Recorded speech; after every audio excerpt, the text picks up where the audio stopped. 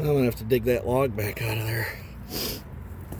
Alrighty guys, that is a brand new to me 492 Shin that I'm purchasing off my buddy, and I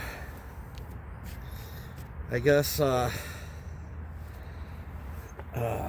tell you about it, that's the 6.8 horse top end that was on the black one that I dynoed the other day. I threw it on here, but it's got a bone stock piston in it now, which changed It gave me 10 degrees less duration total opening on the exhaust from what it was with my other one. The piston that was in the black one, I put a good solid set of numbers that I knew would work that are very similar to the green one, and then I took the rest of it off the piston. That way, if I wasn't happy, and I was happy with how it ran, it's just I detuned it a little bit, throttled her back. This is running a bone stock carburetor. I didn't thin the shafts, didn't bore it out. I wanted to see how that cylinder would behave on a bone stock carb. Pretty pleased with it. I think there's a little more in it if I was to thin the shafts. It's got an A2D foam filter set up in it, and I did the same muffler mod as I did on that one I did for the tree service, except for I went with a little bit, I changed the shape of the outlets and went with a little bit bigger outlet hole to try to mimic my twin 1-inchers. It's close, but it's still not, that won't flow quite what my twin 1-inchers will, but I don't know, it likes it lean. It really likes it on the ragged edge, and I'm too scared to run it on the ragged edge like that, so I split the difference between on the rich side and on the lean side, and it's moderately rich. I was cutting through knots and everything on that, and I was pulling on it pretty good, and that's a 20-inch bar.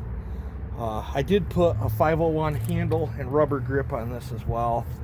I wanted a spicy work shindiawa 492. I think it'll out torque my racer 492 shin, but I don't know as if she'll outcut it for speed. I wasn't really shooting for speed on this one. I wanted a good, fun, comfortable work saw that in a situation, if I had to, I could slip 2 screens in it and use it if I needed. But all in all, I think it's a pretty good build. It's stock timing too on the flywheel. I didn't change the flywheel, but yeah, let me know what you guys think of this thing. Maybe next time I'm over to Joe's, we'll pull it and see if we gained any or lost any. I know I lost some chain speed for sure, but I think I got it back in the torque department. So now my brand new saw's all dirty, but this one's got quite a bit of thump, just knocking that 10 degrees of duration out of the exhaust. Yeah,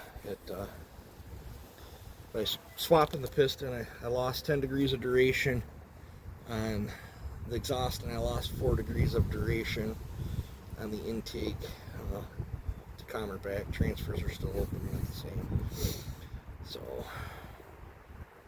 yeah, it's kind of neat. You can do that on these things and manipulate the piston and get a different build. You sometimes keep the downside of manipulating the piston is as you're cutting more off to get more exhaust duration, you're losing some compression in it.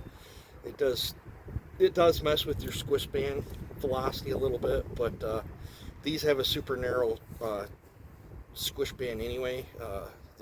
How wide it is, they're really narrow. So these respond to piston mods better than some other saws do. Some saws don't like it, some saws do, but I don't know. Let me know what you guys think of it.